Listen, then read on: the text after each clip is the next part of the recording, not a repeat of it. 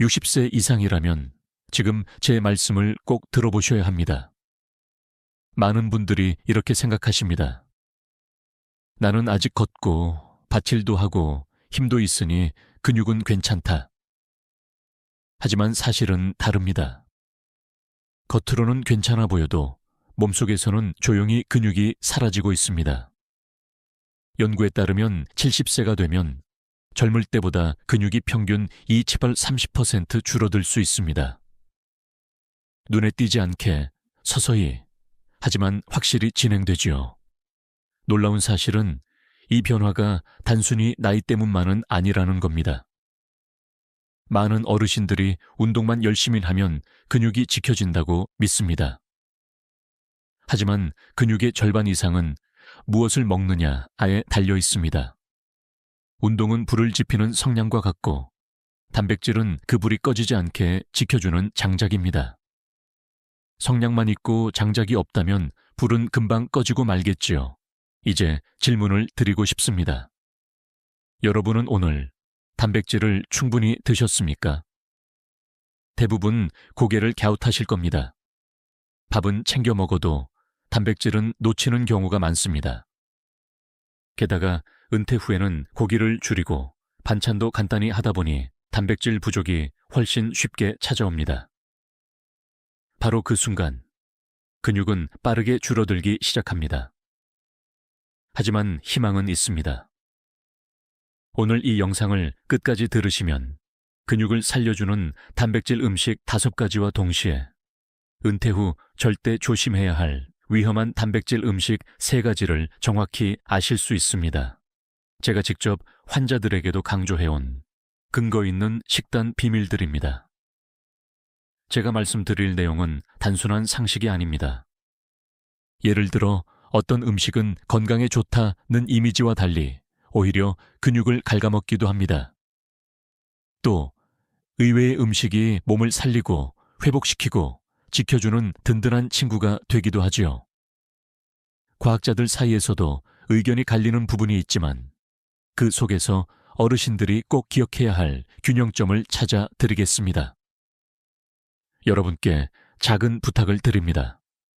지금 이 방송을 듣고 계신다면 댓글에 어느 도시에 계신지 남겨주시겠습니까? 시청자분들의 위치를 알면 제가 지역별 식습관이나 계절 음식까지 맞춤으로 설명해 드릴 수 있습니다. 지금부터 말씀드릴 내용을 놓치시면 10년 후 근육의 일사하이 사라질 수도 있습니다. 하지만 끝까지 함께 하신다면 오늘부터 근육을 살리는 길을 열 수 있습니다. 우리 몸은 아직 늦지 않았습니다. 은퇴 후 단백질을 챙길 때 가장 먼저 떠올려야 할 음식이 있습니다. 바로 콩 단백질입니다. 두부, 두유, 청국장, 된장, 그리고 삶은 콩 한 줌. 어르신들 밥상에 자주 오르던 친숙한 음식이지요. 그런데 이 익숙한 콩이야말로 근육을 지켜주는 가장 강력하고도 안전한 무기입니다. 먼저 과학적으로 살펴보겠습니다. 콩 단백질에는 리신, 라이신이라는 필수 아미노산이 풍부합니다. 리신은 근육의 합성을 돕고 세포가 회복하는데 반드시 필요한 영양소입니다. 고기, 단백질만큼 강력하지 않을까 의심할 수 있지만 연구 결과는 놀랍습니다.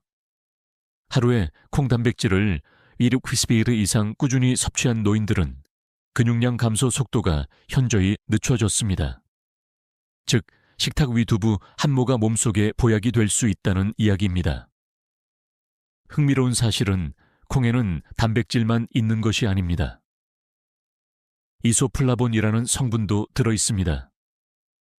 이소플라본은 여성 호르몬과 비슷하게 작용하면서 뼈를 보호하고 근육 손실을 억제합니다. 특히 여성 어르신들에게 더 이로운 이유가 여기에 있습니다. 생리적 변화로 근육과 뼈가 함께 약해지는 시기에 콩은 2가지를 동시에 붙잡아 줍니다. 하지만 모든 학자가 다 같은 의견을 내는 것은 아닙니다. 일부 연구자들은 식물성 단백질은 동물성 단백질에 비해 근육 합성 능력이 떨어진다고 주장합니다. 실제로 고기나 생선에 풍부한 류신, 루친에 근육 합성에 더 직접적이라는 데이터도 있습니다. 그렇다면 콩 단백질은 소용이 없는 걸까요? 그렇지 않습니다. 많은 의사들이 말하듯 중요한 것은 균형입니다. 콩 단백질과 동물성 단백질을 적절히 섞어 먹을 때 근육과 혈관 모두를 동시에 지킬 수 있습니다. 여기서 질문 하나 드려봅니다. 여러분은 오늘 두부반 뭐라도 드셨습니까? 작고 부드러운 하얀 두부 조각이 사실은 여러분의 다리 힘과 허리 근육을 지켜주고 있을지도 모릅니다. 두부 한 접시가 계단 오르는 힘을 살려주고 손주 안아주는 기운을 만들어줍니다. 또 한 가지, 콩은 가격이 저렴하고 누구나 구할 수 있습니다. 슈퍼마켓, 전통시장 어디서든 손쉽게 찾을 수 있지요. 경제적 부담이 적으니 꾸준히 챙기기에 더 없이 좋습니다. 돈 드는 건강법이 아니라 생활 속 작은 선택으로 근육을 지킬 수 있다는 점에서 콩은 진정한 은퇴 후 식탁의 동반자라 할 수 있습니다. 제가 진료실에서 만난 어떤 할머니는 무릎 통증 때문에 걸음이 불편해지고 근육도 눈에 띄게 줄어들고 있었습니다. 그런데 식단에 두부와 청국장을 자주 포함하시면서 상황이 달라졌습니다. 6개월 후 그분은 계단을 오를 때 손잡이를 잡지 않고도 올라가실 수 있었습니다.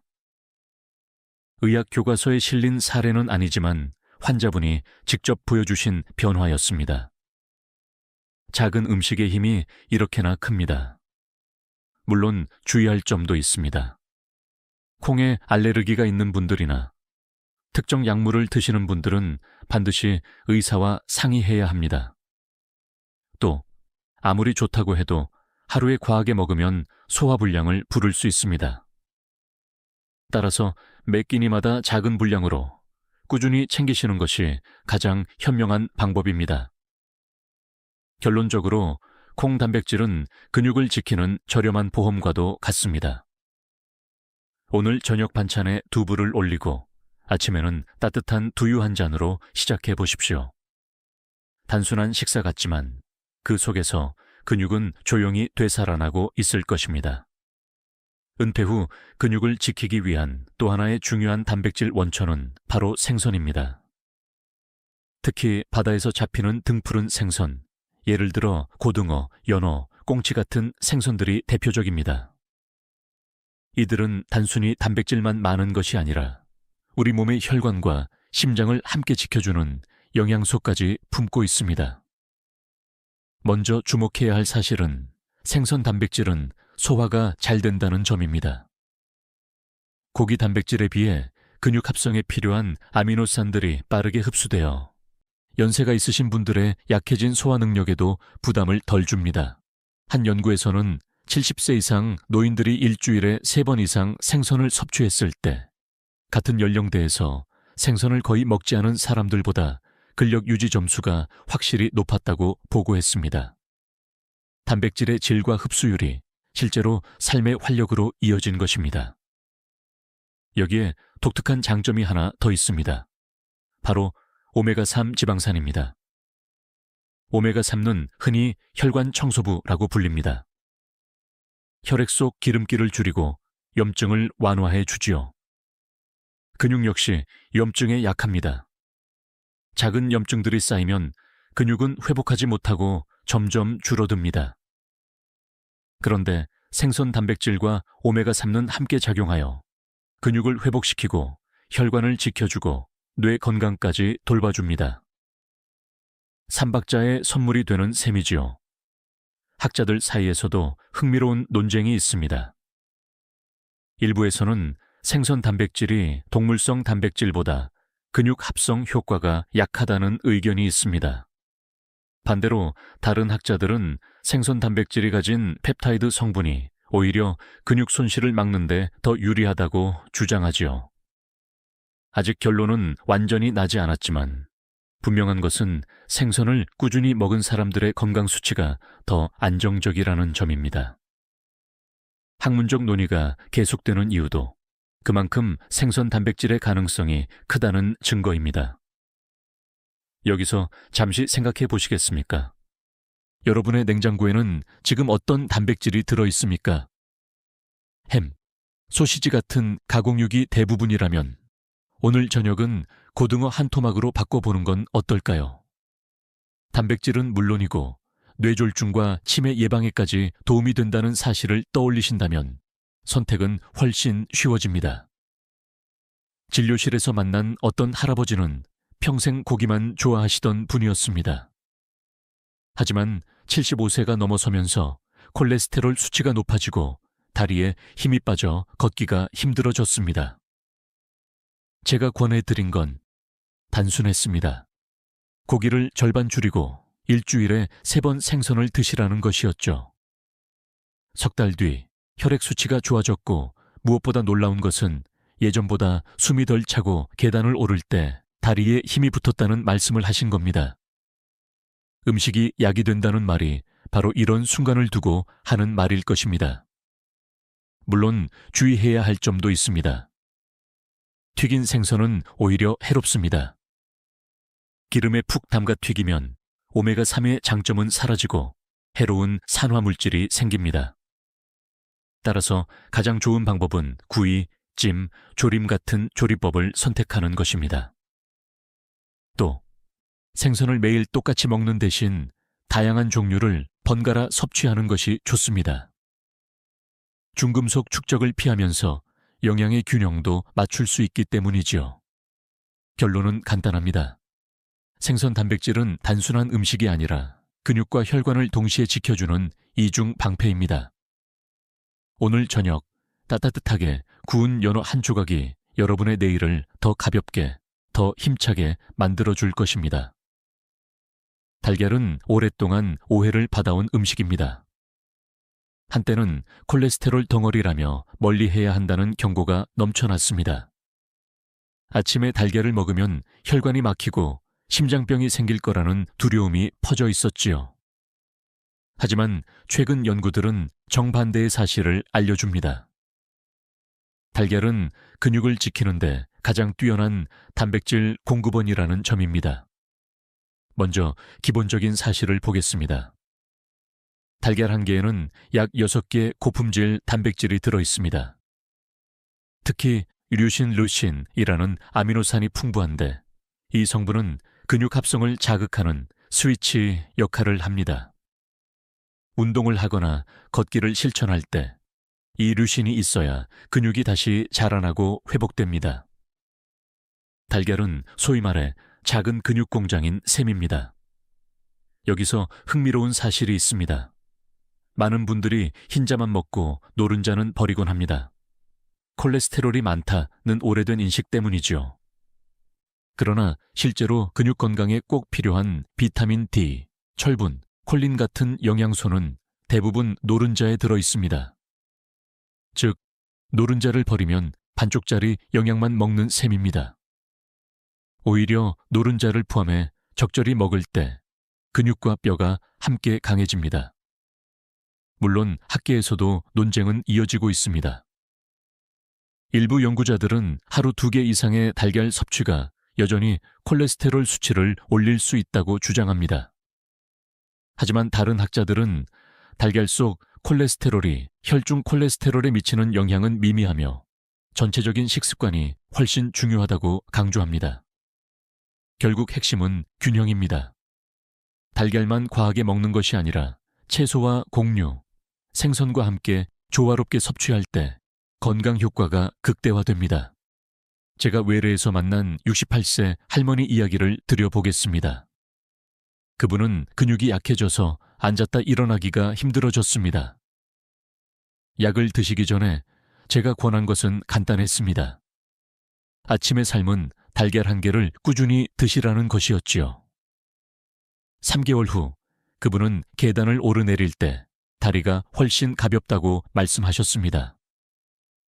특별한 운동을 늘리지 않았음에도 작은 식습관의 변화가 근육 회복을 도왔던 것입니다.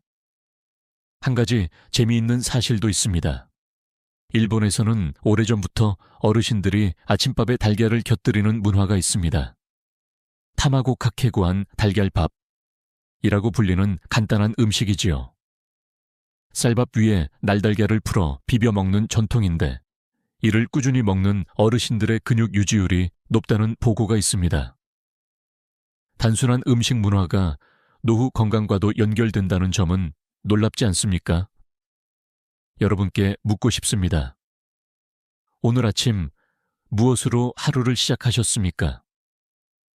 빵이나 과자 한 조각으로는 근육이 지켜지지 않습니다.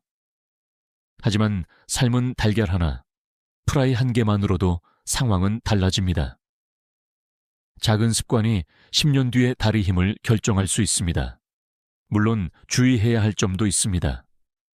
당뇨나 고지혈증을 가지고 계신 분들은 달걀 섭취량을 주치의와 상의해야 합니다.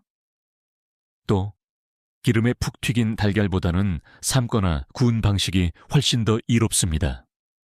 어떻게 조리하느냐가 건강의 열쇠이기도 하지요. 결국 달걀은 오해를 넘어선 은퇴 후 근육의 보석 같은 음식입니다. 값비싼 보충제보다 식탁 위 달걀 한 개가 더 큰 힘을 발휘할 수 있습니다. 내일 아침 따뜻한 밥 옆에 노른자가 반짝이는 달걀 하나를 올려보십시오. 그것이 여러분의 근육을 살리고 회복시키고 지켜줄 것입니다. 은퇴 후 단백질을 챙길 때 우리가 종종 간과하는 또 하나의 중요한 음식군이 있습니다. 바로 저지방 유제품입니다. 우유, 요거트, 캐피어, 저지방 치즈 같은 음식들이 여기에 속하지요. 많은 분들이 나이가 들수록 유제품을 피하려 합니다. 배탈이 날까봐, 살이 찔까봐, 콜레스테롤이 걱정돼서 라는 이유 때문입니다. 하지만 사실은 그 반대입니다. 적절히 선택하고 섭취하면 유제품은 근육과 뼈를 동시에 지켜주는 든든한 동반자가 됩니다. 먼저 기본적인 사실부터 말씀드리겠습니다. 저지방 유제품에는 카제인, 차세인, 단백질이 풍부합니다. 이 단백질은 흡수가 천천히 이루어져 밤 동안 근육이 회복될 수 있도록 도와줍니다. 낮에는 콩 단백질이나 달걀이 빠르게 근육 합성을 자극하고 밤에는 카제인이 천천히 근육을 붙잡아 줍니다.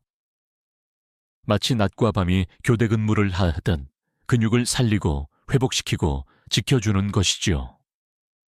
여기서 재미있는 사실이 하나 있습니다.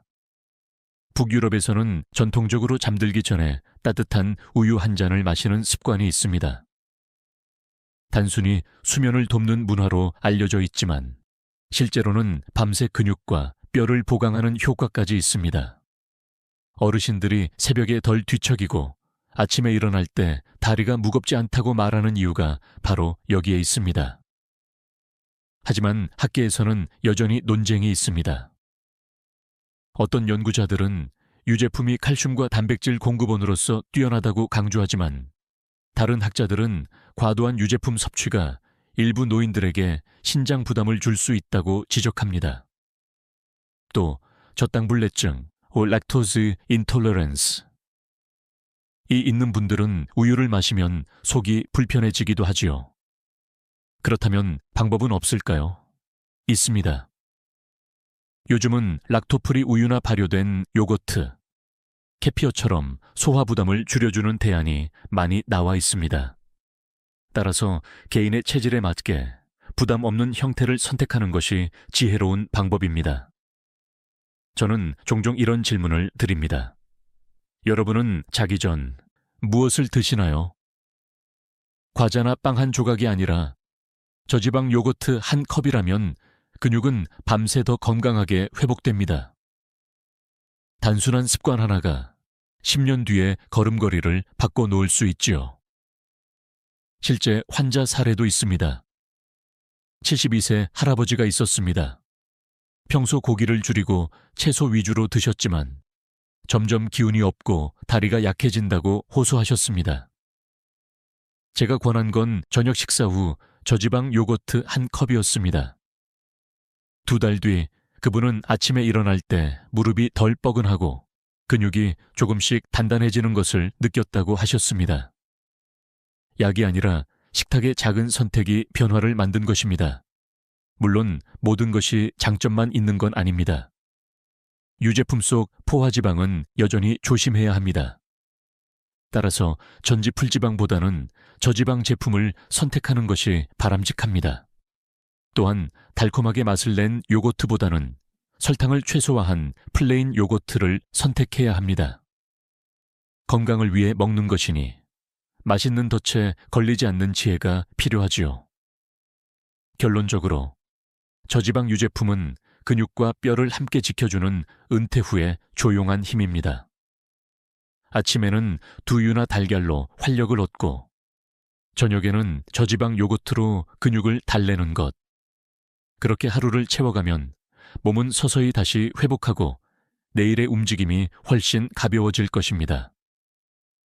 오늘 밤 자기 전 우유 한 잔을 선택해 보시겠습니까?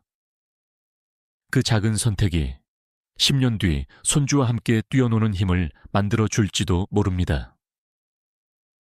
지금까지는 근육을 살리는 좋은 단백질 음식들을 말씀드렸습니다. 이제는 반대로 조심해야 할 음식들을 짚어보겠습니다. 은퇴 후 많은 분들이 간단하니까, 맛있으니까, 싸니까 라는 이유로 자주 찾는 단백질 음식들. 하지만 겉보기엔 단백질처럼 보여도 사실은 근육과 혈관을 조용히 해치는 가짜 단백질일 수 있습니다. 대표적인 것이 바로 가공육입니다. 소시지, 햄, 베이컨, 그리고 편의점에서 쉽게 사 먹는 가공육 반찬들. 분명 단백질이 들어 있습니다. 하지만 그 속을 자세히 들여다보면 소금과 방부제, 질산염 니트리트 같은 화학물질이 가득합니다. 연구에 따르면 가공육을 자주 섭취하는 사람은 그렇지 않은 사람보다 근육량 감소 속도가 빠르고 심혈관 질환 위험도 높습니다. 단백질을 먹는 듯하지만 동시에 근육과 혈관을 갉아먹는 셈이지요. 흥미로운 점은 이런 가공육이 은퇴 후 어르신들의 식탁에 더 자주 올라온다는 사실입니다. 이유는 단순합니다. 조리 시간이 짧고 보관이 편리하기 때문입니다. 혼자 계신 분들은 밥상 차리기가 귀찮아지고 간단한 햄 반찬 하나로 식사를 때우기 쉽습니다. 그런데 이 간편함이 바로 근육 건강의 적이 될 수 있습니다. 학자들 사이에서는 여전히 논쟁이 있습니다. 일부에서는 가공육도 단백질이 있으니 아예 배제할 필요는 없다는 의견을 내놓습니다. 하지만 다수의 연구는 소량이라도 정기적으로 섭취할 경우 장기적으로 근육과 혈관에 악영향을 준다는 경고를 내립니다. 결국 핵심은 자주 먹느냐, 드물게 먹느냐의 차이입니다. 가끔 특별한 날에만 즐기는 것과 매일 아침 식탁에 올리는 것은 전혀 다른 결과를 가져옵니다. 여러분께 묻고 싶습니다. 오늘 아침 햄을 구워 드셨습니까? 아니면 계란과 함께 소시지를 드셨습니까? 그 한 끼는 편했을지 몰라도 10년 뒤 근육을 지켜줄까요? 아니면 기운을 빼앗아갈까요? 스스로에게 던져야 할 질문입니다. 진료실에서 만난 74세 할아버지 이야기를 들려드리겠습니다. 그분은 하루아침 식사로 항상 베이컨과 빵을 드셨습니다. 고기도 먹고 단백질도 챙기니 괜찮다고 생각하셨지요. 하지만 2년 만에 체중은 그대로인데도 허벅지 근육이 눈에 띄게 줄었고 계단을 오르내릴 때 숨이 차기 시작했습니다. 식습관을 바꾸고 나서야 조금씩 힘을 되찾을 수 있었습니다. 단백질의 모양새에 속으시면 안 됩니다. 또 하나 기억하셔야 할 점은 이런 가공육에는 눈에 보이지 않는 소금 함량이 숨어 있다는 것입니다. 짠맛이 강하지 않아도 이미 다량의 나트륨이 들어있어 혈압을 올리고 근육 회복을 방해합니다. 결국 단백질을 얻겠다고 먹은 음식이 혈관을 막고 근육까지 약하게 만드는 아이러니가 벌어집니다. 결론적으로 단백질은 단순히 있다 없다로 따질 수 있는 문제가 아닙니다. 질의 문제입니다. 가짜 단백질, 즉 가공육에 기대면 안 됩니다.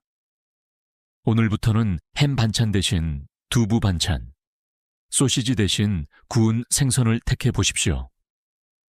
조금 더 손이 가지만 그 손길이 여러분의 근육을 살리고 회복시키고 지켜줄 것입니다. 요즘 은퇴 후 건강을 걱정하는 분들이 가장 많이 찾는 제품 중 하나가 있습니다. 바로 단백질 보충제입니다. 흔히 프로틴 파우더, 단백질 쉐이크라고 불리지요. 광고에서는 빠르게 근육을 키워준다, 간편하게 단백질을 보충할 수 있다고 강조합니다. 젊은 운동선수들이 흔들어 마시는 모습을 보면 나도 이거면 근육이 다시 생기지 않을까 하는 기대를 갖게 됩니다. 하지만 여기에는 반드시 알아야 할 함정이 숨어 있습니다. 먼저 기본적인 사실부터 말씀드리겠습니다. 단백질 보충제는 실제로 단백질을 제공합니다. 우유 단백질에서 추출한 웨이 프로틴, 카제인 혹은 콩에서 뽑아낸 단백질 등이 주성분입니다. 따라서 단백질이 부족한 상황에서 보충제를 통해 도움을 얻을 수도 있습니다.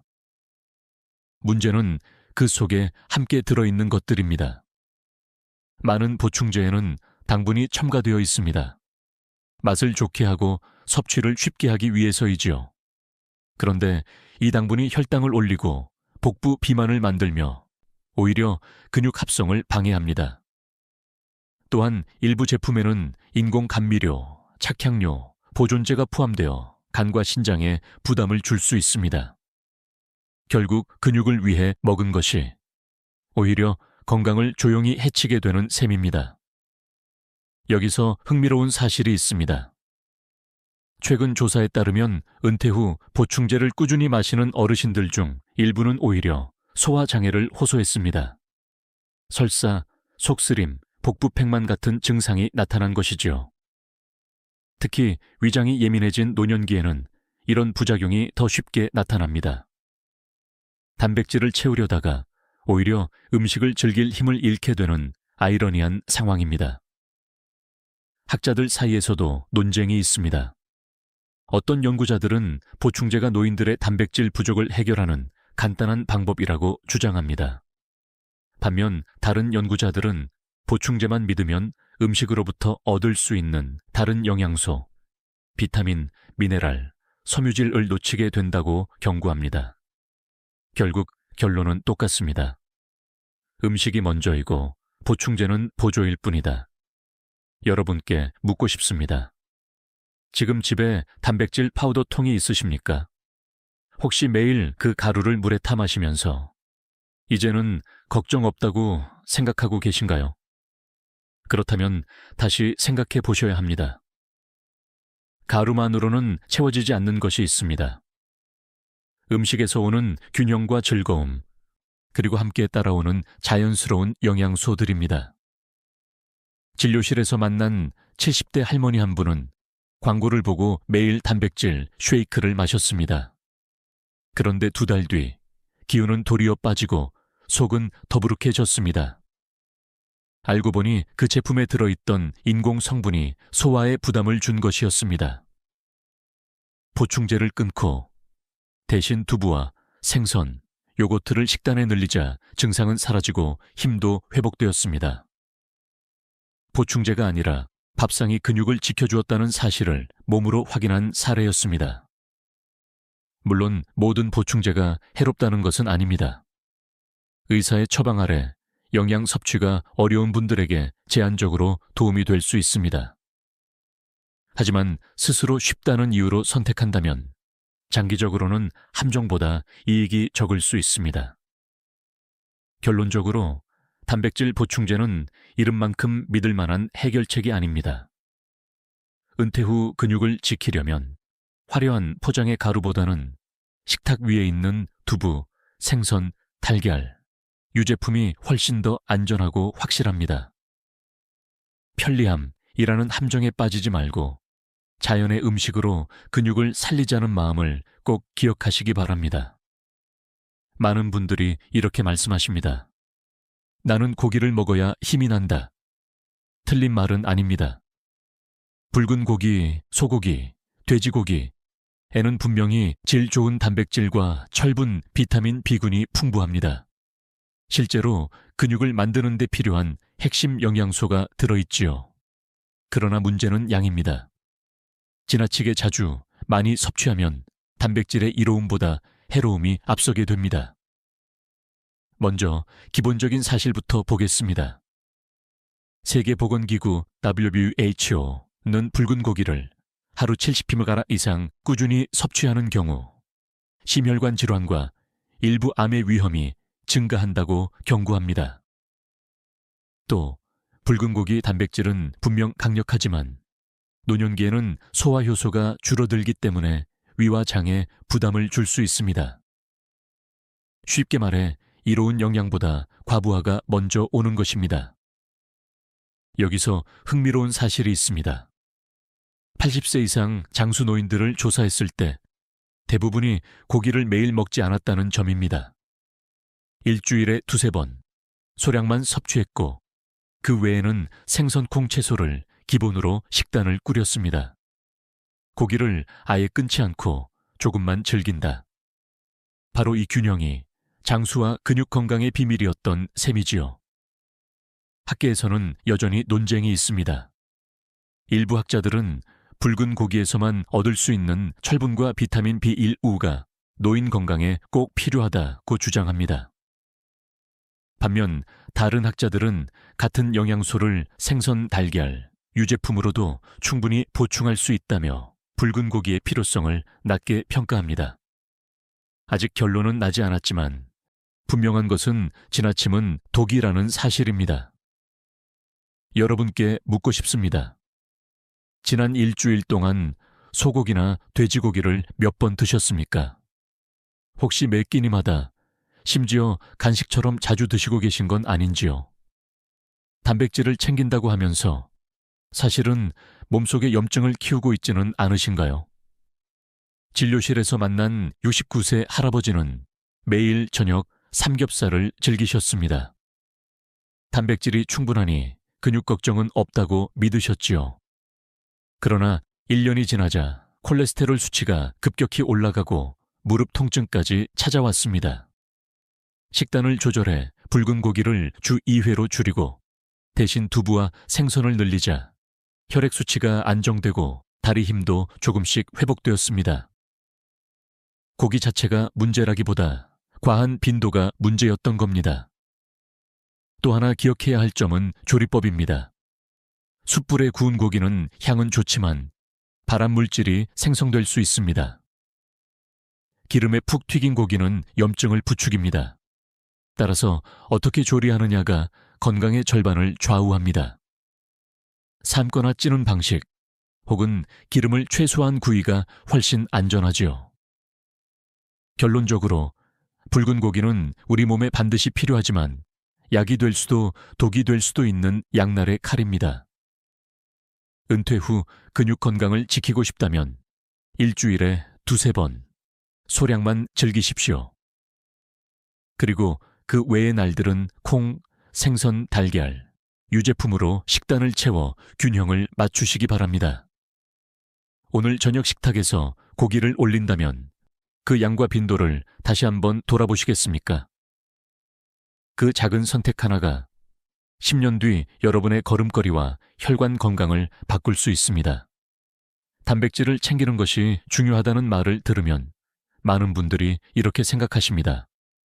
그렇다면 고기만 많이 먹으면 되겠구나. 하지만 바로 이 지점에서 큰 함정이 생깁니다.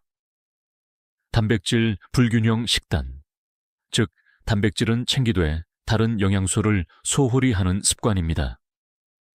근육을 위해 먹는다고 했지만 결국 근육과 몸 전체를 동시에 약하게 만들 수 있습니다.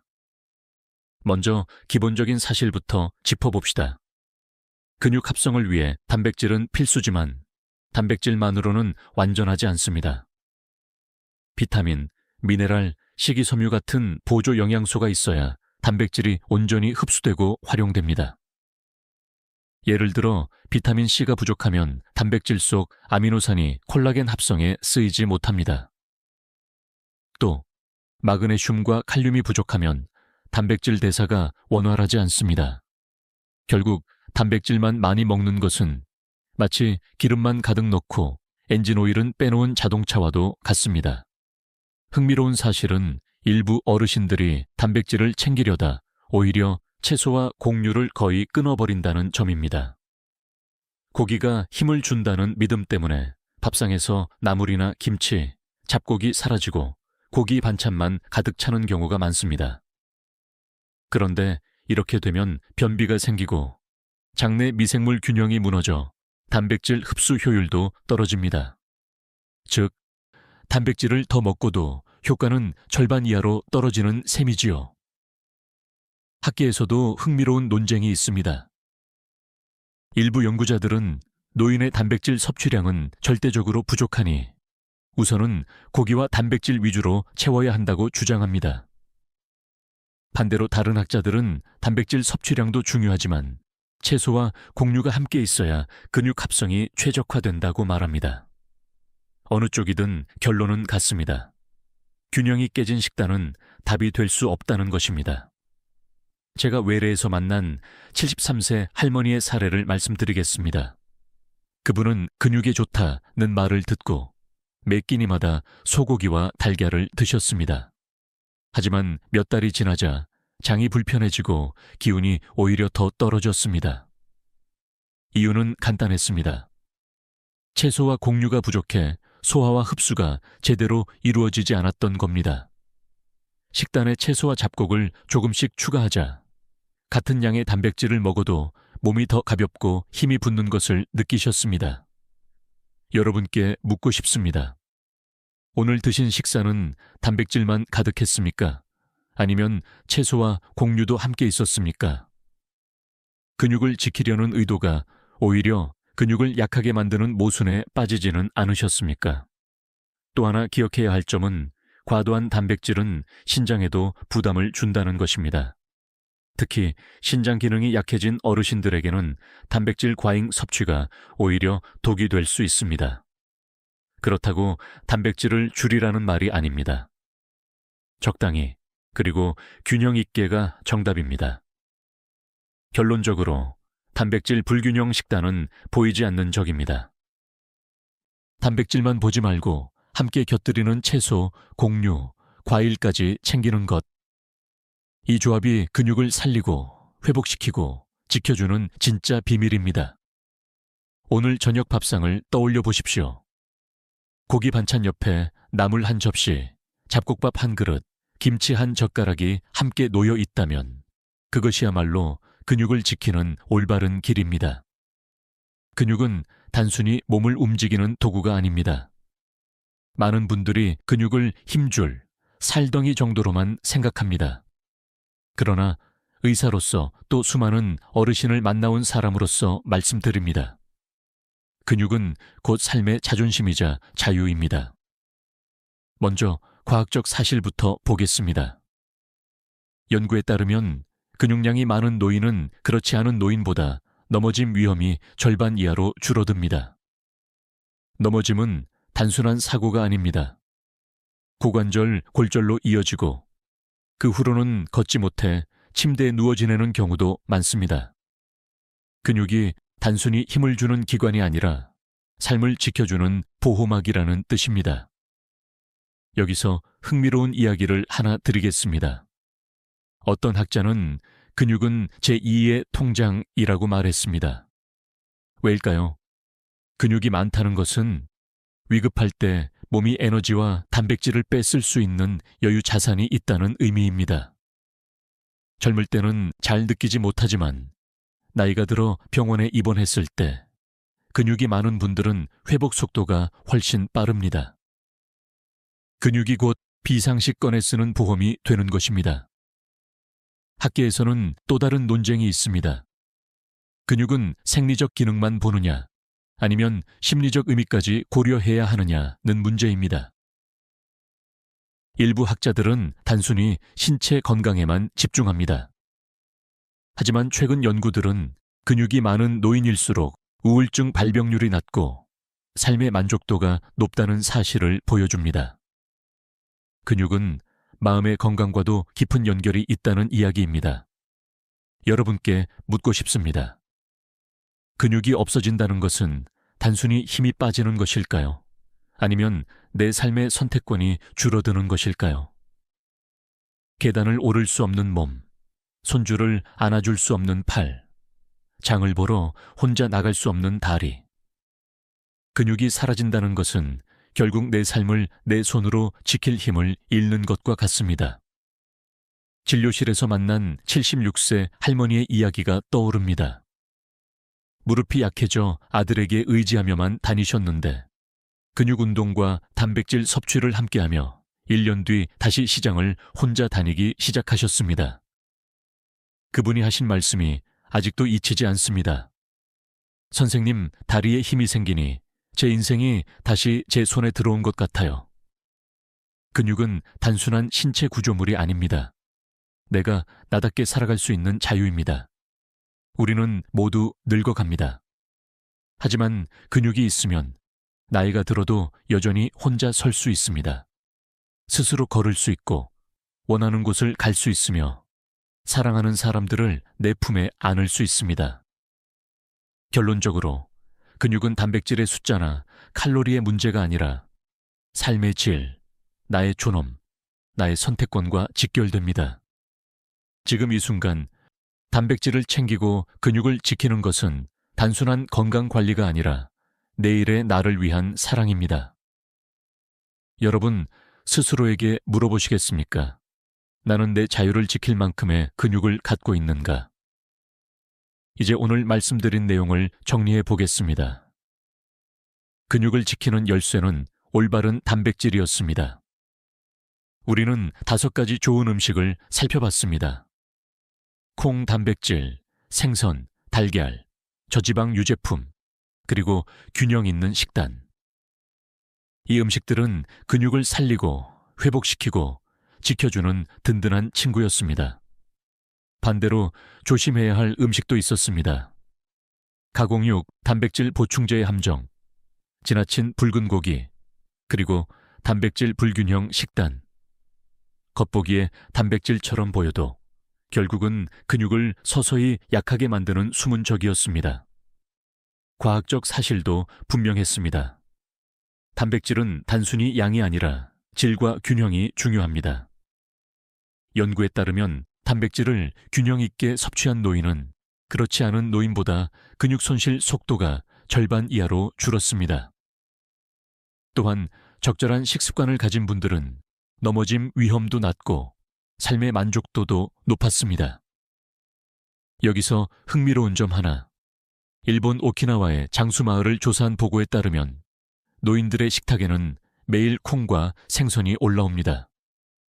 고기는 많지 않았지만 다양한 채소와 함께 균형 있게 먹었습니다. 그 결과 90세가 넘어도 스스로 걷고 생활하는 분들이 많았습니다. 결국 장수의 비밀은 약이나 보충제가 아니라 식탁 위의 균형이었던 것입니다. 물론 학자들 사이의 논쟁은 여전히 있습니다.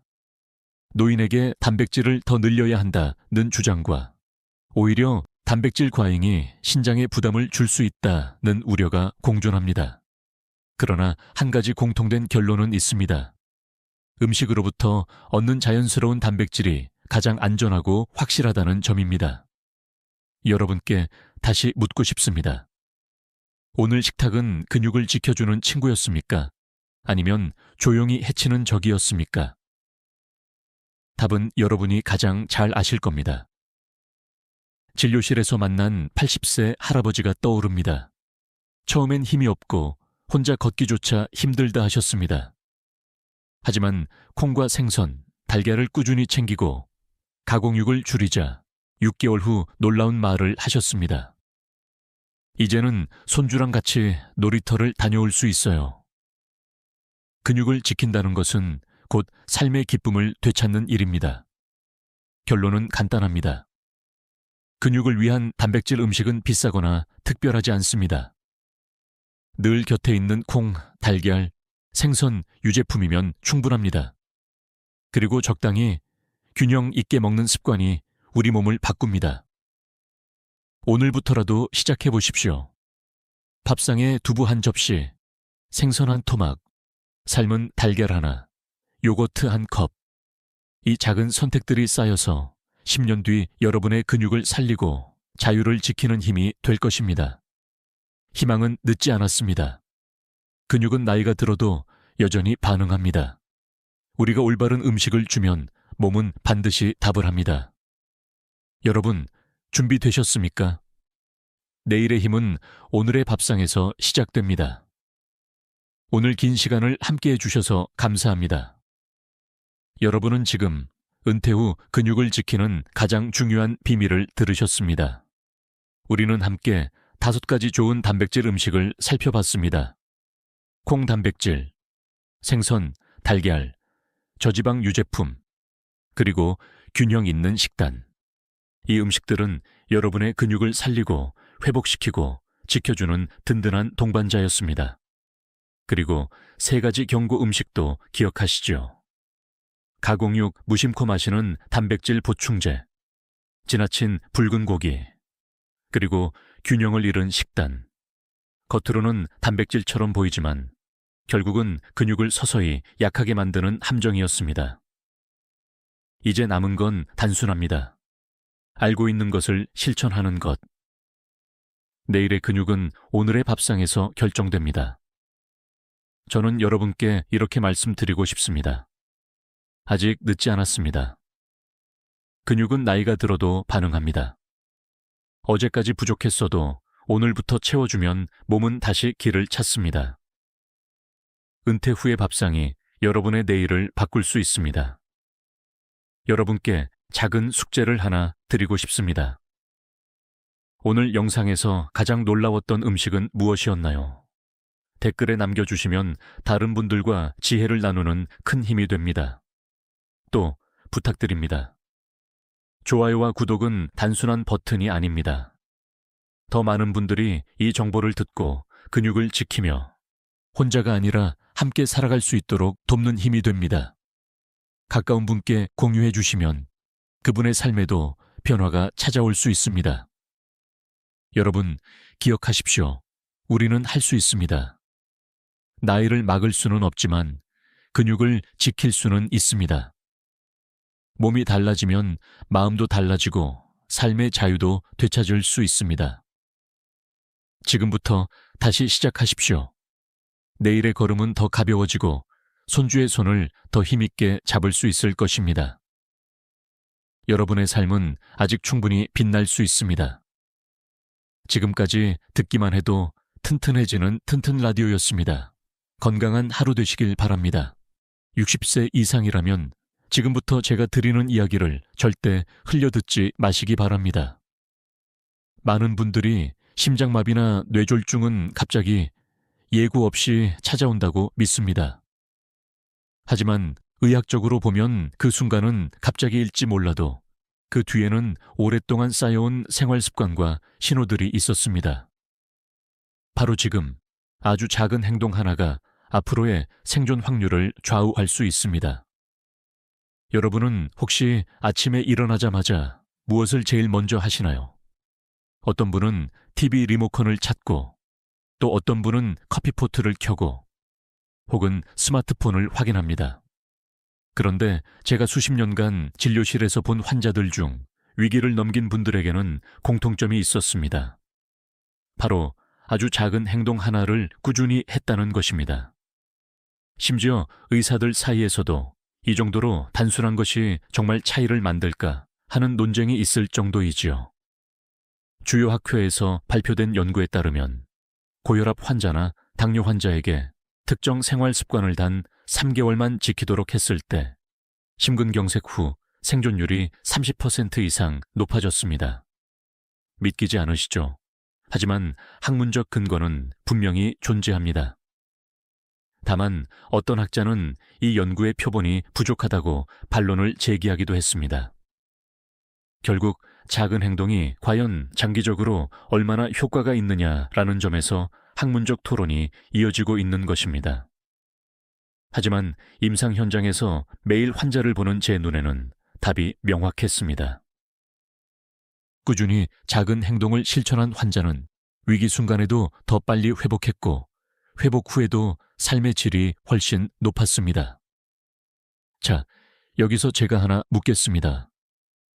지금 이 영상을 보고 계신 여러분, 혹시 나야 괜찮겠지 하고 방심하고 있지는 않으신가요?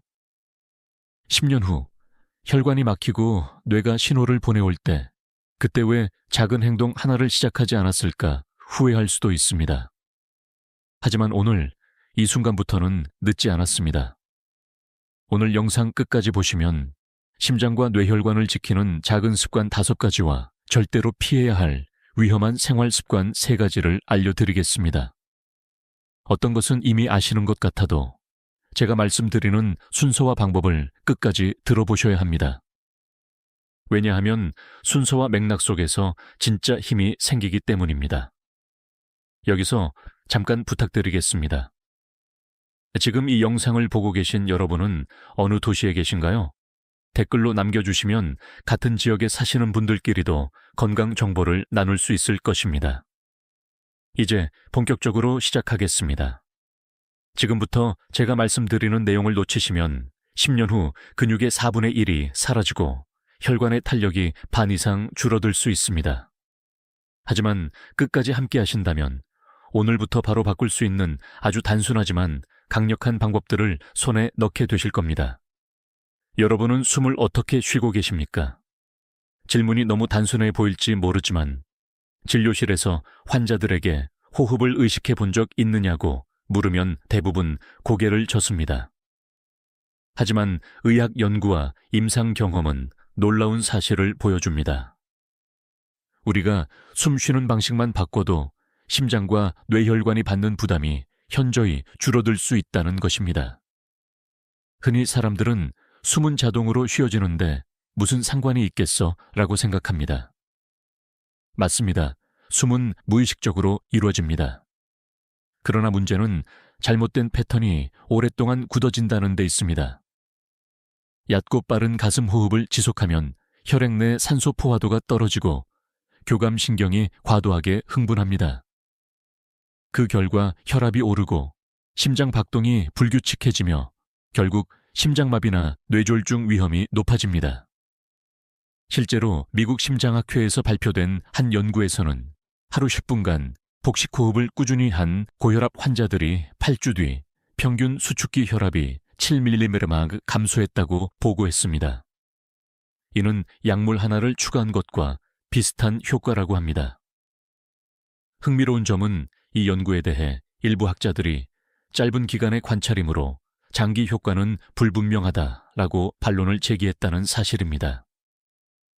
그러나 임상 현장에서 저는 이 단순한 호흡 습관이 환자들의 불안, 어지럼증, 가슴 답답함을 완화하는 데 실제로 도움이 되는 것을 수없이 확인했습니다. 혹시 지금 이 순간에도 어깨가 뻣뻣하고 숨이 가쁘지 않으신가요? 바로 그 순간이 신호입니다. 혈액이 충분히 산소를 공급받지 못하고 있다는 신호, 심장이 더 세게, 더 빨리 뛰고 있다는 신호. 그렇다면 어떻게 해야 할까요? 답은 의외로 간단합니다. 등을 곧게 펴고 배에 손을 얹은 다음 코로 천천히 숨을 들이마시면서 배가 부풀어 오르는 것을 느껴보십시오. 그리고 입으로 아주 천천히 내쉽니다. 이 과정을 5번 반복하는 것만으로도 혈관이 이완되고 심장이 한결 가벼워집니다. 저는 환자들에게 이런 질문을 자주 던집니다. 숨을 들이마실 때 당신의 몸은 살아있음을 느끼고 있습니까? 이 질문에 잠시 멈춰서서 생각해 보는 것만으로도 호흡은 깊어지고 긴장은 풀리며 마음은 잔잔해집니다. 심장은 단순히 피를 보내는 펌프가 아니라 우리의 감정과 직결된 기관입니다. 분노와 불안이 심장을 빠르게 몰아붙이는 동안 깊고 리드미컬한 호흡은 심장을 위로해 줍니다. 한 가지 흥미로운 사실을 덧붙이겠습니다. 일부 연구에서는 복식호흡이 단순히 스트레스 완화뿐 아니라 혈당 조절에도 간접적인 영향을 줄 수 있다고 보고했습니다. 아직 논란이 많지만 자율신경계 안정이 인슐린 감수성을 개선할 수 있다는 가설이지요. 아직 확정된 결론은 없지만 호흡이라는 가장 자연스러운 도구가 전신 건강에까지 파급력을 미친다는 점에서 학자들도 점점 주목하고 있습니다. 여러분, 지금 이 영상을 보면서도 1분만 시간을 내어 호흡을 조절해 보시겠습니까? 아마 화면을 끄지 않아도 됩니다. 단지 제 목소리를 들으면서 숨을 들이마시고 천천히 내쉬면 됩니다. 그 작은 순간이 쌓이고 쌓여서 위기의 순간 심장을 지켜주는 방패가 될 수 있습니다. 작은 호흡 패턴 하나가 심장을 살리고 뇌혈관을 보호하고 나아가 여러분의 하루를 평온하게 합니다. 이 단순한 행동이 과연 생존 확률까지 높여줄 수 있을까? 네, 바로 그 차이를 만드는 것이 바로 생활 습관입니다. 여러분, 하루에 얼마나 걸으십니까? 아마 어떤 분은 마트 다녀오는 길에 조금 걸었지, 집 앞에서 쓰레기 버리며 몇 걸음 걸었지 라고 말씀하실 겁니다. 하지만 의학적으로 보면 단 5분의 걷기조차 심장과 뇌혈관에 엄청난 차이를 만들어낼 수 있습니다. 서울대병원 연구팀이 발표한 자료에 따르면 65세 이상 어르신 중 하루 평균 5분 이상 걷는 습관이 있는 분들은 그렇지 않은 분들에 비해 심장마비 발생 후 1년 생존율이 무려 40% 가까이 높았습니다. 단지 하우스분이라는 시간이 어떻게 이토록 큰 차이를 만들까요? 그 비밀은 혈액순환에 있습니다. 오랜 시간 앉아 있으면 혈액은 다리에 고이고 심장으로 돌아오는 속도가 느려집니다. 이때 작은 혈전이 생기고 그것이 뇌혈관이나 관상동맥으로 이동하면 뇌졸중이나 심근경색을 일으킬 수 있습니다. 그러나 5분만 걸어도 다리 근육이 펌프 역할을 하여 혈액을 다시 심장으로 밀어 올려줍니다. 그 순간 혈관이 깨우침을 얻고 심장이 안도의 숨을 쉬는 것입니다. 혹시 운동은 30분 이상 해야 효과가 있다는 말을 들어보셨나요? 맞는 말입니다. 하지만 그것은 젊은 사람에게 해당되는 기준일 때가 많습니다. 70세, 80세가 된 지금 우리에게 중요한 것은 짧지만 자주입니다. 학계에서도 짧은 걷기를 여러 번 반복하는 것이 장시간 운동 못지않게 심혈관계에 이롭다라는 의견이 늘고 있습니다. 물론 반대하는 학자들도 있습니다. 짧은 운동은 대사적 효과가 부족하다는 지적이지요. 그러나 고령자에게 장시간 운동은 오히려 관절을 해치거나 낙상 위험을 높일 수 있습니다. 따라서 현실적으로 실천 가능한 5분 걷기가 훨씬 안전하면서도 효과적인 방법일 수 있습니다. 제가 진료했던 한 환자분 이야기를 들려드리겠습니다. 78세 할머니였는데 늘 집안일만 하고 거의 움직이지 않으셨습니다. 어느 날 작은 뇌경색으로 쓰러지셨다가 가까스로 회복하신 뒤 제가 권유한 것이 하루 3번, 식후 5분 걷기였습니다. 처음에는 귀찮다고 하셨지만 한 달 뒤 다시 오셨을 때 표정이 달라져 있었습니다. 선생님, 숨이 덜 차요. 계단도 올라갈 수 있어요. 그분의 혈압도 안정적으로 조절되었고 무엇보다 살아있다는 느낌이 난다는 말이 제 가슴에 오래 남았습니다. 여러분께도 묻고 싶습니다. 오늘 하루 나 자신을 위해 5분을 내어 걸을 수 있습니까? 그 5분이 쌓이면 1년 뒤, 10년 뒤 심장과 뇌혈관이 달라집니다. 걷기는 단순히 운동이 아닙니다.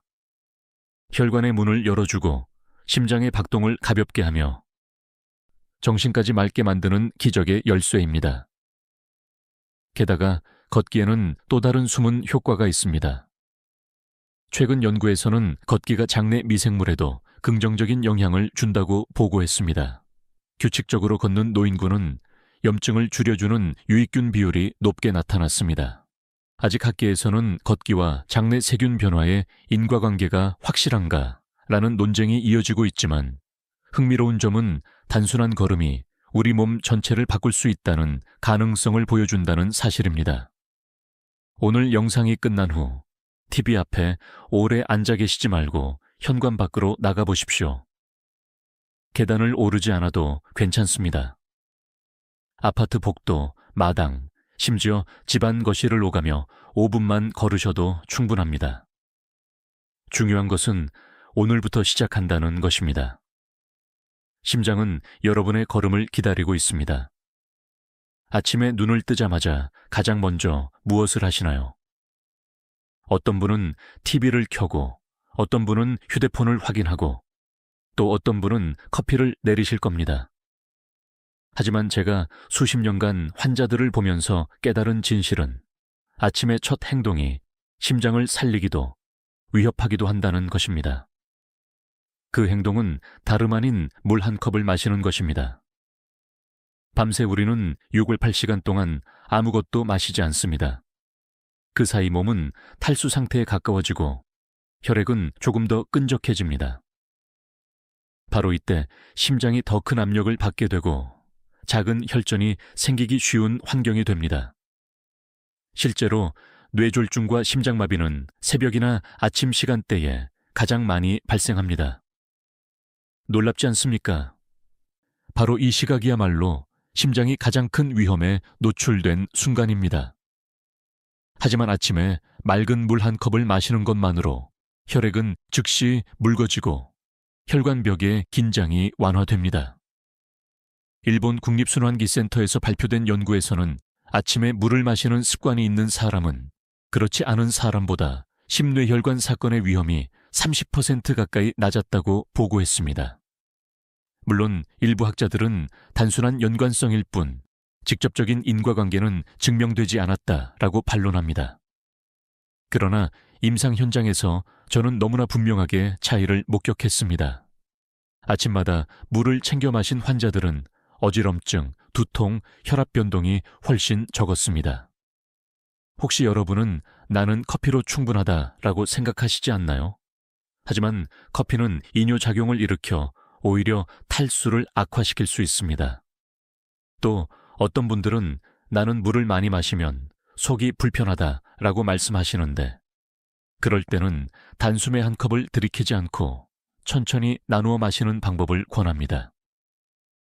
중요한 것은 아침의 첫 액체가 순수한 물이어야 한다는 점입니다. 여기서 흥미로운 사실 하나를 덧붙이겠습니다.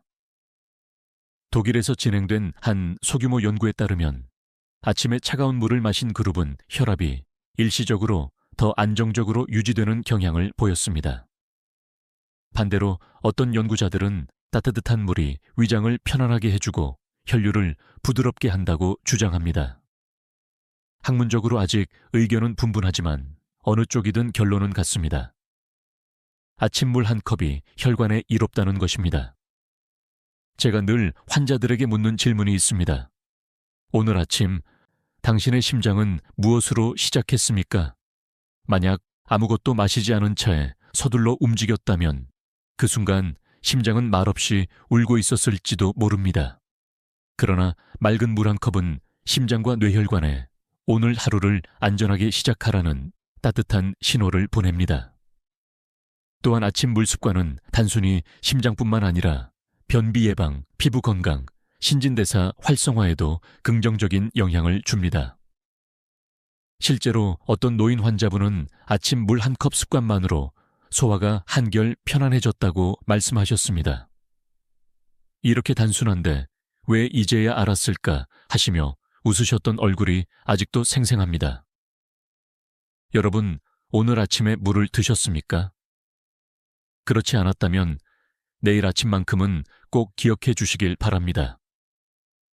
그 작은 행동 하나가 심장마비와 뇌졸중 위험을 낮추는 보호막이 될 수 있습니다. 아침 물 한 컵, 그 단순한 선택이 곧 여러분의 생존 확률을 높이는 비밀 무기가 됩니다. 여러분, 혹시 오늘 손가락을 펴고 구부려 본 적이 있으십니까? 의외로 많은 어르신들이 손가락은 그냥 생활 속에서 움직이니 굳이 따로 운동할 필요가 없다고 생각하십니다. 그러나 실제로는 손가락을 펴고 구부리는 단순한 동작 하나가 혈액순환과 심혈관 건강에 놀라운 힘을 발휘합니다. 먼저 과학적 사실부터 말씀드리겠습니다. 손가락에는 수많은 모세혈관과 신경이 분포해 있습니다. 손끝을 움직이면 그 자극이 말초혈관을 확장시키고 심장에서 말초까지 혈액이 원활하게 흘러가도록 돕습니다. 실제로 일본 와세다 대학 연구팀은 매일 10분간 손가락 스트레칭을 한 고령자 집단에서 말초 혈류량이 15% 이상 증가했다는 결과를 발표했습니다. 단순히 손가락을 움직였을 뿐인데 전신 혈액순환이 개선된 것입니다. 혹시 손가락 운동이 무슨 심장과 관계가 있겠어? 라고 의심하실 수 있습니다. 그러나 이 작은 자극은 전신 순환의 기폭제가 됩니다. 손끝은 우리 몸에서 가장 먼 곳에 있는 부위 중 하나입니다. 가장 먼 곳까지 혈액이 원활하게 흐른다는 것은 심장에서 뇌로 가는 큰 혈관도 더 유연하게 작동하고 있다는 뜻이지요. 제가 진료했던 82세 어르신 한 분은 뇌졸중 후 손끝 감각이 무뎌지고 어지럼증이 잦았습니다. 제가 권해드린 것은 복잡한 운동이 아니라 하루 3번 아이소분씩 손가락을 펴고 구부리는 스트레칭이었습니다. 몇 달 뒤 다시 오셨을 때 그분은 환하게 웃으며 말씀하셨습니다. 손끝이 따뜻해졌고 머리가 맑아진 것 같아요. 실제로 혈압도 안정되고 손발이 차갑다는 불편도 크게 줄었습니다. 흥미로운 사실은 일부 학자들은 손가락 운동이 단지 기분 전환 효과일 뿐 혈관 건강에는 큰 영향이 없다고 주장하기도 한다는 점입니다. 그러나 임상 현장에서 저는 수없이 확인했습니다. 손끝을 자주 움직인 환자일수록 혈액순환 장애 증상이 훨씬 덜했고 심장질환 위험 신호도 늦게 나타났습니다. 아직 학문적으로 완벽히 정리되지는 않았지만 분명히 무시할 수 없는 결과입니다. 여러분, 지금 이 영상을 보면서도 잠시 따라 해보시겠습니까? 손바닥을 활짝 펴고 손가락을 최대한 벌려보십시오. 그리고 천천히 주먹을 쥐어보세요. 이 동작을 5번 반복하면 손끝이 따뜻해지는 것을 느끼실 겁니다. 이 작은 움직임이 바로 심장으로 가는 신호입니다. 혈액이 잘 돌고 있다, 안심해도 좋다라는 신호이지요. 또한 손가락 스트레칭은 단순히 혈관에만 좋은 것이 아닙니다. 뇌 건강에도 영향을 줍니다. 손가락을 정교하게 움직이는 활동은 뇌의 운동 피질을 자극하여 인지 기능을 활성화합니다. 실제로 치매 예방 프로그램에도 손가락 운동이 포함되는 경우가 많습니다. 즉, 손끝의 움직임이 곧 심장과 뇌, 두 기관을 동시에 지켜주는 열쇠라는 뜻입니다. 혹시 이 정도로 단순한 게 무슨 의미가 있겠어? 라고 스스로 묻고 계신가요? 바로 그 질문이 중요합니다.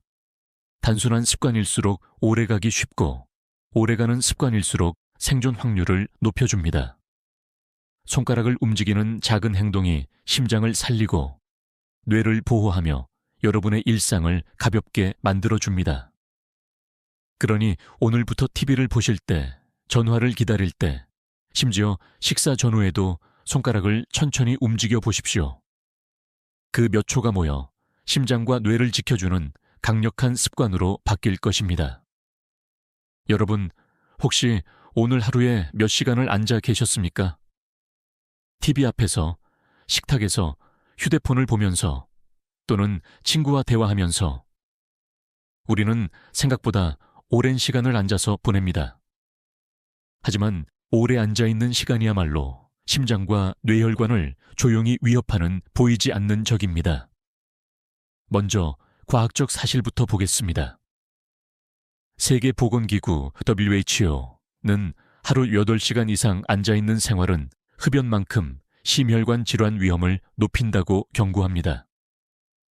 미국 하버드대 연구팀의 조사에서도 하루 앉아있는 시간이 2시간 늘어날 때마다 심장마비 위험이 10% 이상 상승한다는 결과가 나왔습니다. 이쯤 되면 앉아 있는 것이 단순한 생활 습관 문제가 아니라 건강을 갉아먹는 위험 요인임이 분명합니다. 왜 그럴까요? 앉아 있는 동안 다리 근육은 거의 움직이지 않습니다. 그러면 혈액이 아래쪽에 고이고 정맥의 펌프 기능이 약화됩니다. 결과적으로 심장으로 돌아오는 혈액량이 줄고 혈압이 불안정해지며 작은 혈전이 생길 확률도 높아집니다. 바로 이 작은 변화가 뇌졸중이나 심장마비라는 큰 사건으로 이어질 수 있습니다. 혹시 이런 경험 있으신가요? TV를 오래 보다가 자리에서 일어나려니 다리가 뻣뻣하고 어지러운 느낌이 드는 순간 말입니다. 그것이 바로 혈액이 순환되지 못했다는 신호입니다. 나는 젊을 때도 앉아있기를 좋아했는데 괜찮았어 라고 생각하실 수 있습니다. 하지만 60세 이후에는 혈관의 탄성이 이미 줄어있고 혈액이 굳어지는 속도도 빨라집니다. 같은 습관이라도 결과는 전혀 달라지는 것이죠. 학계에서는 여전히 논쟁이 있습니다. 일부 연구자는 앉아있는 시간이 길어도 중간중간 운동을 하면 큰 문제가 되지 않는다고 주장합니다.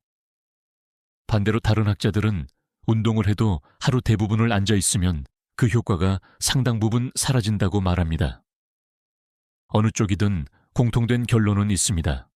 오래 앉아있는 것은 반드시 줄여야 한다는 것입니다. 제가 진료했던 70대 환자 한 분은 매일 아침 산책을 하셨습니다.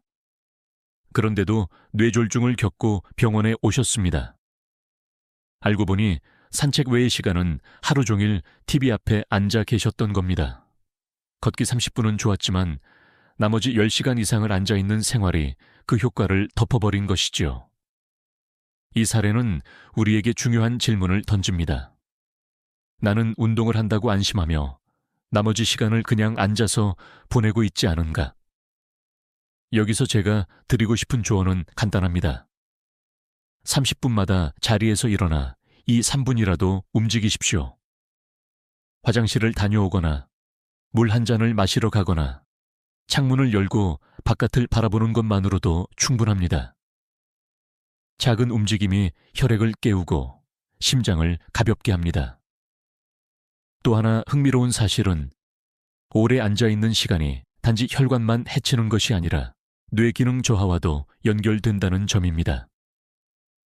일본 도호쿠 대학 연구팀은 하루 앉아있는 시간이 긴 노인일수록 기억력 저하와 치매 위험이 높다고 보고했습니다. 아직 원인이 완전히 밝혀진 것은 아니지만 뇌로 가는 혈류가 줄어드는 것이 큰 역할을 한다고 추정됩니다. 여러분, 지금 이 영상을 보고 계신 자리에서도 잠시 허리를 펴고 일어나 보시겠습니까? 그 작은 동작이 심장을 살리고 뇌를 지켜줍니다. 앉아있는 시간이 주는 위험은 조용히 다가오지만 그 위험을 막는 방법은 의외로 단순합니다. 바로 지금 자리에서 일어나 움직이십시오. 그것이 곧 생존 확률을 높이는 지름길입니다. 여러분, 밥상에서 빠지지 않는 것이 무엇일까요? 바로 소금입니다. 김치, 장아찌, 국, 찌개. 한국인의 밥상에는 짭짤한 음식이 늘 함께합니다. 그런데 문제는 지나친 소금이 혈관과 심장을 조용히 갉아먹는다는 사실입니다. 먼저 분명한 과학적 사실부터 말씀드리겠습니다. 세계보건기구 WHO는 하루 소금 섭취 권장량을 5시기, 즉 작은 티스푼 하나로 제한합니다. 그러나 한국인의 평균 섭취량은 그 2배가 넘습니다. 소금은 혈액 속 나트륨 농도를 높이고 혈관벽에 부담을 주어 혈압을 상승시킵니다. 그 결과 심장마비, 뇌졸중 위험이 크게 올라갑니다. 실제로 핀란드에서는 국가 차원에서 소금 줄이기 캠페인을 진행했습니다.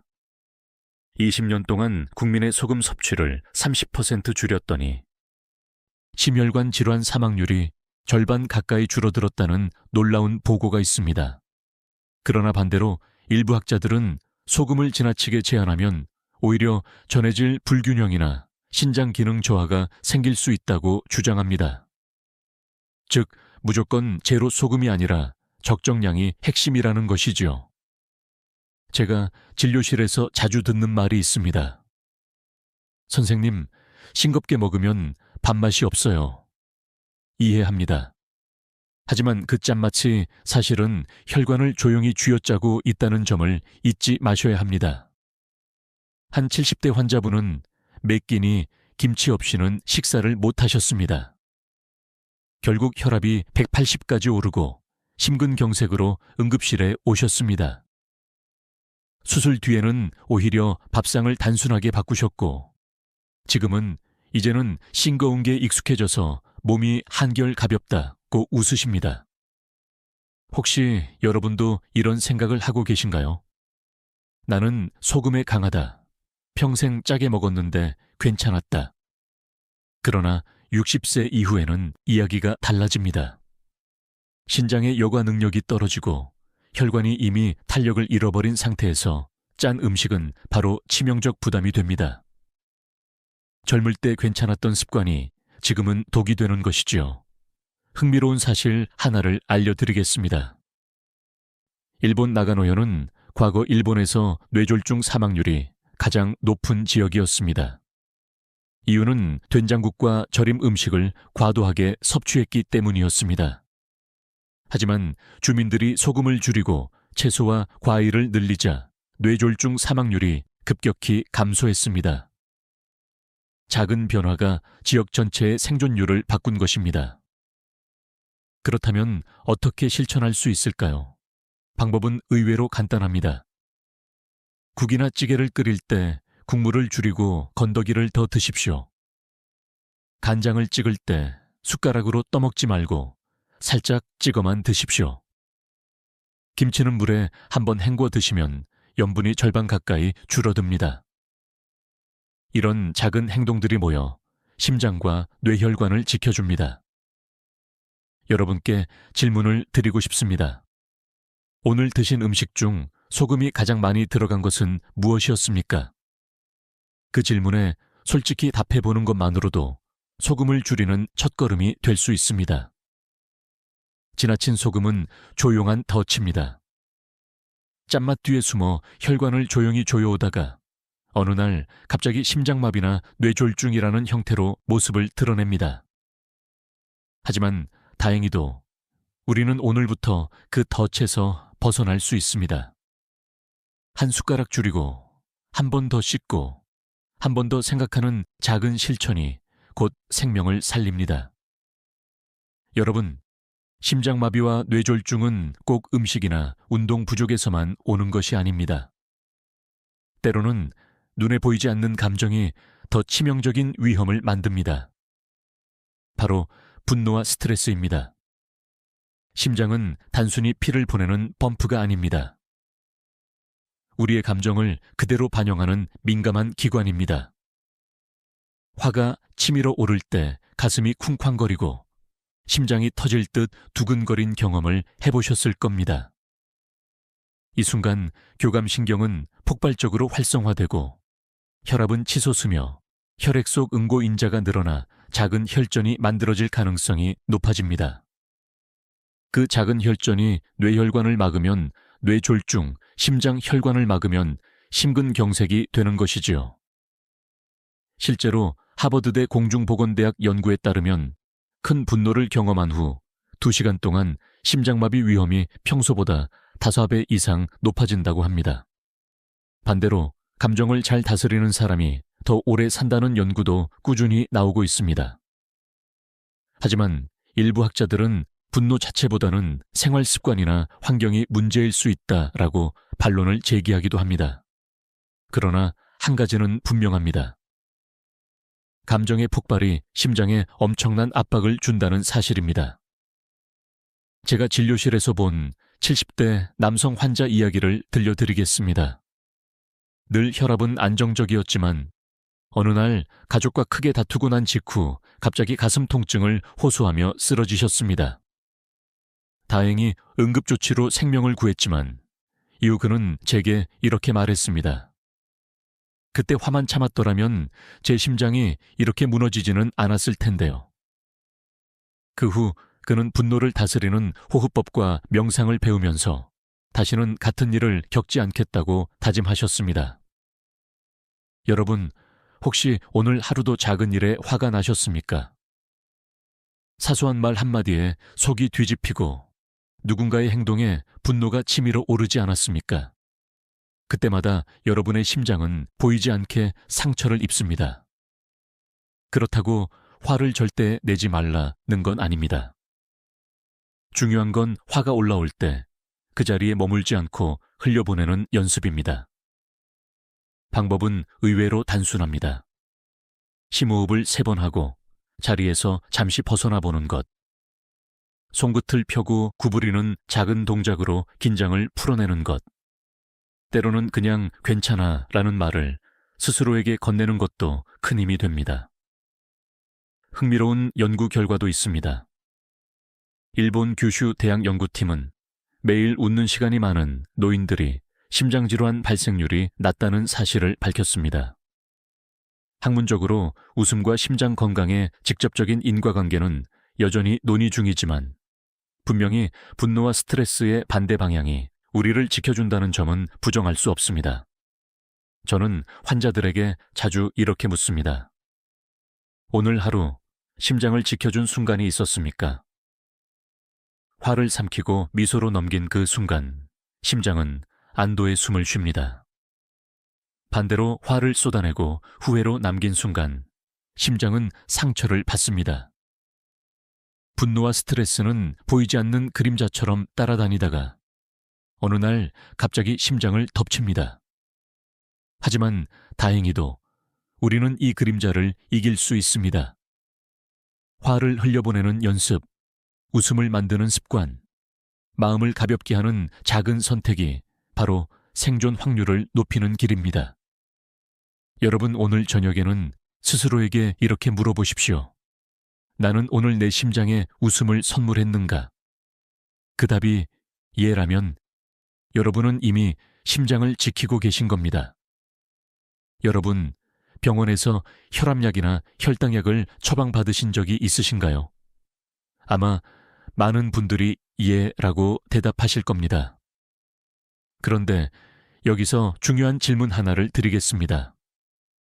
그 약을 매일 정해진 시간에 정확히 드시고 계십니까? 놀랍게도 진료실에서 만나는 환자들의 절반 이상이 가끔 빼먹는다라고 솔직히 말씀하십니다. 혈압약이나 혈당약은 단순히 수치를 낮추는 약이 아닙니다. 심장마비와 뇌졸중을 예방하는 안전벨트와 같습니다. 하지만 이 안전벨트를 풀어버리는 순간 위험은 언제든 찾아올 수 있습니다.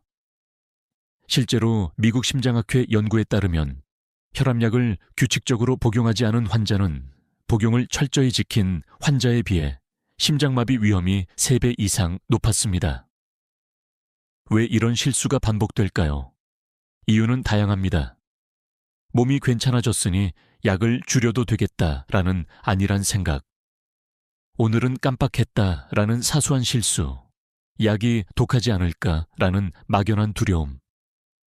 하지만 이런 작은 방심이 결국 생명을 위협하는 큰 실수로 이어집니다.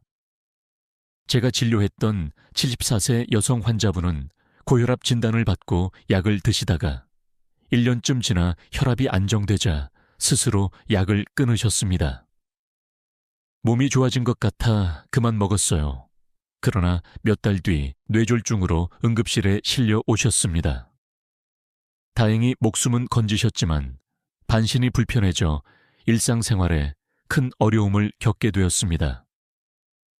그분이 제게 가장 많이 하셨던 말은 다시 시간을 돌릴 수 있다면 약을 빼먹지 않았을 텐데요.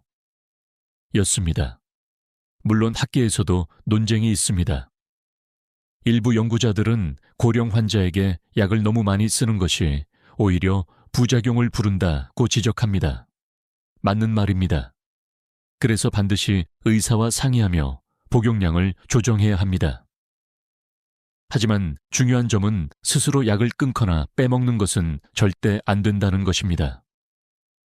조정은 전문가와 함께해야 하지 개인적인 판단으로 해서는 안 된다는 것이지요. 혹시 여러분도 나는 약을 줄이고 싶다는 생각을 하시나요? 그렇다면 혼자서 끊지 마시고 꼭 진료실에서 의사에게 솔직히 말씀해 주십시오. 약을 안전하게 줄일 수 있는지 아니면 오히려 더 필요할지 전문적인 판단이 반드시 필요합니다. 여기서 제가 드리고 싶은 작은 팁이 있습니다. 알람을 설정해 두거나 약통을 요일별로 나누어 두면 빼먹는 일이 훨씬 줄어듭니다. 또 식사와 함께 약을 드시면 습관이 되어 잊기 어렵습니다. 어떤 환자분은 TV 드라마가 시작할 때 약을 드시는 습관을 들이셨습니다. 드라마만 보면 약 생각이 나서 이제는 절대 안 빼먹어요. 하시며 웃으시던 모습이 아직도 기억납니다.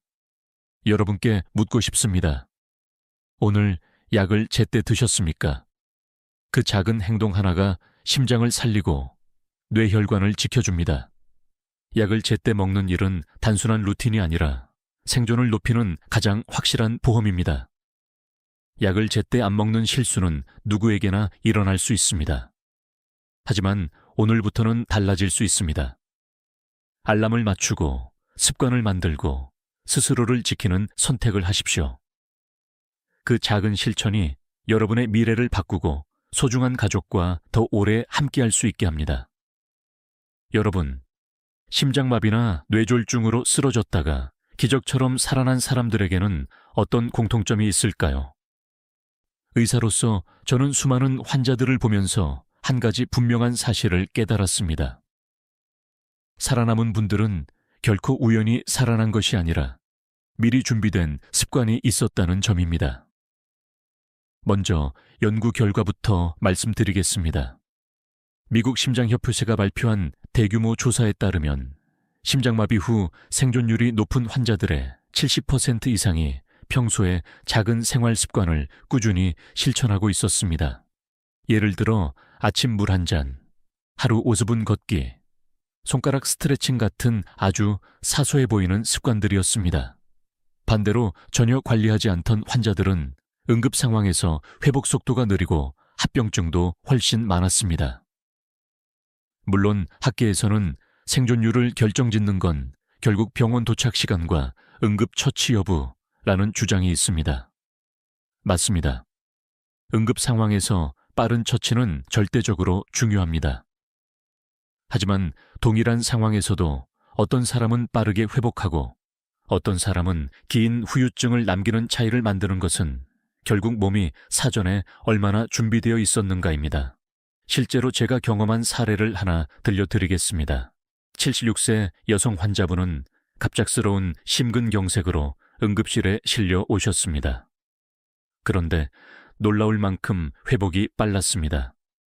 이유가 무엇이었을까요? 가족들은 이렇게 말했습니다. 어머니는 늘 아침에 물을 챙겨 드셨고 집 안이라도 하루에 몇 번씩 걸으셨습니다. 또 손가락 스트레칭을 하면서 혈액순환을 챙기셨죠. 결국 작은 습관들이 위기의 순간 몸을 지켜낸 것입니다. 반대로 70대 남성 환자분은 평소에 약도 자주 빼먹고 하루 종일 TV 앞에서만 시간을 보내셨습니다. 쓰러진 뒤 병원에 오셨지만 회복이 더뎠고 결국 반신이 불편한 상태로 남으셨습니다. 같은 연령대, 같은 질환이었지만 결과는 완전히 달랐습니다. 혹시 여러분은 나도 위기 상황에서 살아남을 수 있을까 하고 스스로에게 물어보신 적이 있습니까? 그 답은 오늘의 습관에 달려 있습니다. 작은 행동이 모여 몸의 회복력을 키우고 심장의 예비력을 지켜주며 뇌혈관을 더 탄탄하게 만듭니다. 또 흥미로운 연구가 있습니다. 일본 오사카 대학에서 95세 이상 노인들을 대상으로 조사했더니 규칙적으로 웃거나 명상을 하는 습관이 있는 사람들은 그렇지 않은 사람보다 뇌졸중 발생 후 기능 회복 속도가 훨씬 빨랐습니다. 아직 정신적 습관이 얼마나 직접적으로 영향을 주는가에 대해 학문적 논쟁은 이어지고 있습니다. 하지만 분명한 것은 몸과 마음이 모두 준비된 사람이 더 빨리 회복한다는 사실입니다. 여러분, 지금 이 영상을 보시면서도 스스로에게 질문해 보십시오. 나는 오늘 내 몸을 살려줄 작은 습관을 하나라도 실천했는가? 만약 아직 시작하지 않았다면 지금이 바로 시작할 때입니다. 살아남은 사람들의 공통점은 특별한 약이나 기적의 치료가 아니라 매일의 단순한 선택이었습니다. 심장은 오늘의 습관을 기억합니다. 그리고 그 습관이 위기의 순간 여러분의 생존 확률을 높여줍니다. 지금부터라도 작은 습관 하나를 붙잡으십시오. 그것이 곧 살아남은 이들의 공통점을 여러분의 이야기로 만드는 길입니다. 여러분, 심장마비나 뇌졸중을 겪은 뒤에도 다시 일어서서 웃고 걷는 사람들이 있습니다. 이들의 이야기는 단순한 기적이 아닙니다. 몸과 마음이 함께 회복하는 힘이 있었기 때문입니다. 먼저 연구 결과를 살펴보겠습니다. 미국 클리블랜드 클리닉에서 진행된 조사에 따르면 심장질환으로 입원한 고령 환자 중 재활 프로그램에 성실히 참여한 환자들은 1년 후 삶의 질이 50% 이상 개선되었습니다. 반대로 약만 의존하고 생활 습관을 바꾸지 않은 환자들은 재발 위험이 훨씬 높았습니다. 결국 회복은 약이 아니라 몸과 마음의 태도에 달려 있다는 것이지요. 제가 기억하는 한 80세 환자분은 심근경색으로 쓰러졌다가 기적적으로 회복하신 뒤 병실에서 매일 작은 목표를 세우셨습니다. 첫날은 침대에 앉기, 둘째 날은 병실 복도를 한 바퀴 걷기, 셋째 날은 창가에서 햇볕 쬐기. 그렇게 차근차근 단계를 밟으며 몸을 회복했습니다. 그런데 더 놀라운 건 마음의 변화였습니다. 나는 다시 살아났다라는 감사와 긍정의 태도가 회복 속도를 더욱 앞당긴 것입니다. 물론 어떤 학자들은 긍정적인 마음이 실제 회복에 얼마나 영향을 주는지는 증거가 부족하다고 말합니다. 하지만 최근 신경과학 연구에서는 마음의 상태가 자율신경과 호르몬 분비를 바꿔 혈압과 심장 리듬에 영향을 준다는 결과들이 속속 나오고 있습니다. 즉, 마음의 힘이 단순한 위안이 아니라 생리학적 변화를 만들어낼 수 있다는 뜻입니다. 여러분은 혹시 이런 경험 있으신가요? 힘든 상황에서도 누군가의 격려 한마디에 갑자기 기운이 나는 순간, 혹은 작은 성취에 스스로 미소를 짓는 순간 말입니다.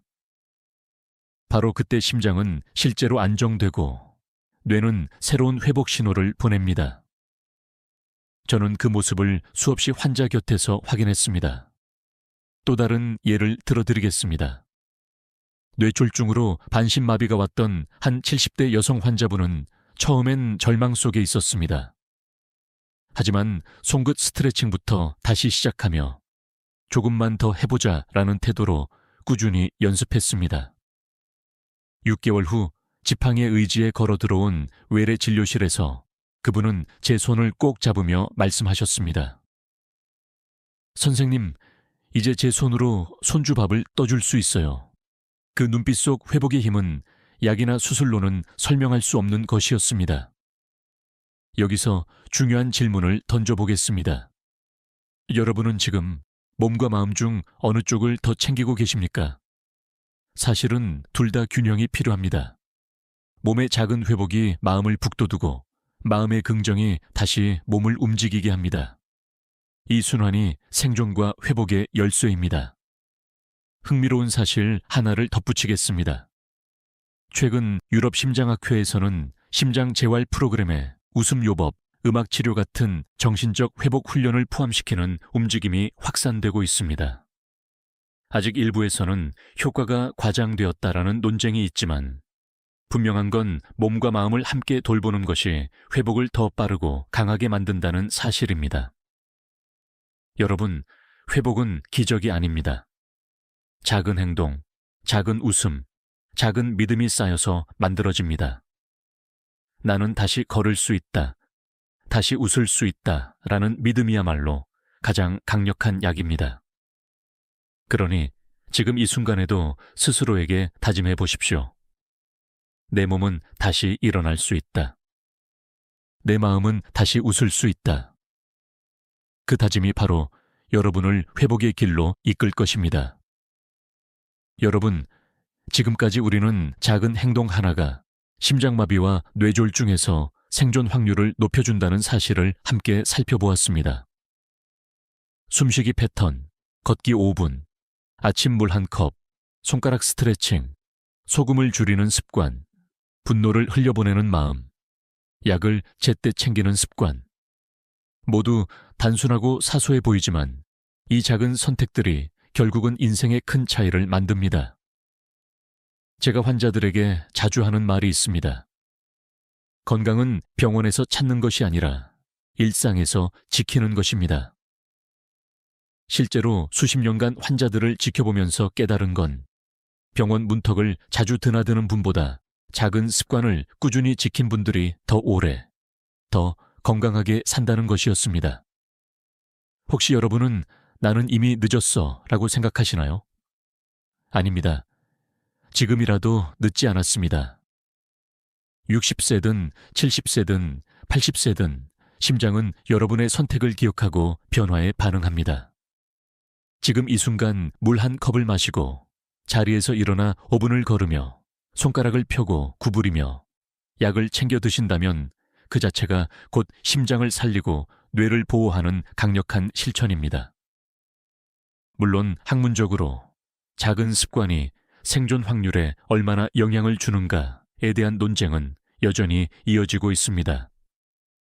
일부 학자들은 응급처치와 병원 시스템이 가장 중요하다고 말합니다. 맞습니다. 응급 상황에서 의료진의 신속한 대응은 생명을 좌우합니다. 그러나 동일한 위기 속에서도 누군가는 빠르게 회복하고 누군가는 평생 후유증에 시달리는 차이를 만드는 것은 결국 평소의 몸 상태와 습관입니다. 그것은 더 이상 부정할 수 없는 현실입니다. 저는 오늘도 환자들에게 이렇게 묻습니다.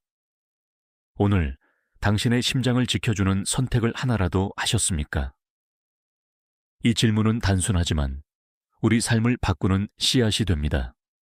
이제 여러분께 작은 요청을 드립니다. 댓글로 오늘 영상에서 가장 놀라웠던 부분, 가장 마음에 남았던 습관을 남겨주십시오. 같은 영상을 보는 다른 분들에게도 큰 힘이 될 것입니다. 또 좋아요와 구독은 더 많은 분들에게 이 중요한 정보를 전하는 힘이 됩니다. 여러분, 지금부터 다시 시작할 수 있습니다. 작은 행동 하나가 심장을 살리고 뇌를 지키며 가족과 함께하는 시간을 더 길게 만들어줍니다. 우리는 할 수 있습니다. 함께 제대로 해냅시다. 지금까지 듣기만 해도 튼튼해지는 튼튼 라디오였습니다. 건강한 하루 되십시오.